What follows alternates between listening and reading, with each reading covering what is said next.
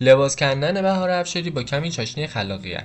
بهار افشاری بازیگر سینما که بین نسل جوان طرفداران زیادی هم دارد، به تازگی ویدیو منتشر کرده که به سبک چالش‌های تیک تاک لباس ورزشی می‌پوشد و مردم را به ورزش کردن تشویق می‌کند. بهار افشاری متولد 4 تیر 1363 در شاهرود و طراح لباس بازیگر است.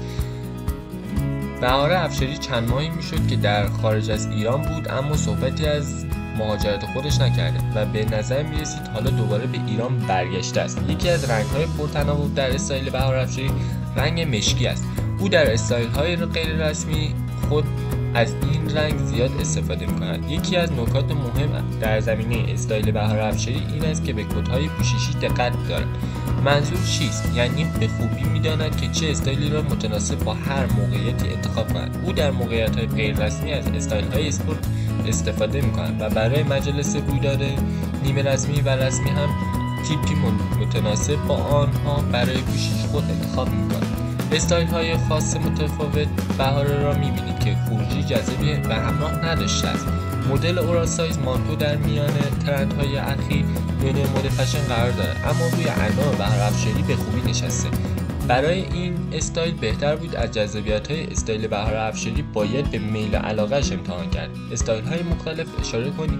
او دوست دارد که انواع سبک‌های پوششی را در استایلش به نمایش بگذارد. گاهی کلاسیک می‌پوشد و گاهی هم کاملاً آوانگارد. پیشرو دیده می‌شود.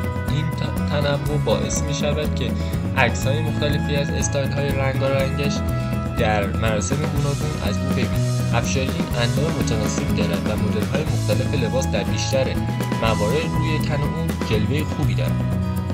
بهار افشاری هم از این مدل کت شلوار اوراسایز استقبال زیادی می‌کند. علاوه بر مدل‌های اوراسایز، او به سراغ انواع دیگری از کت شلوارها و لباس ورزشی ها هم می‌رود.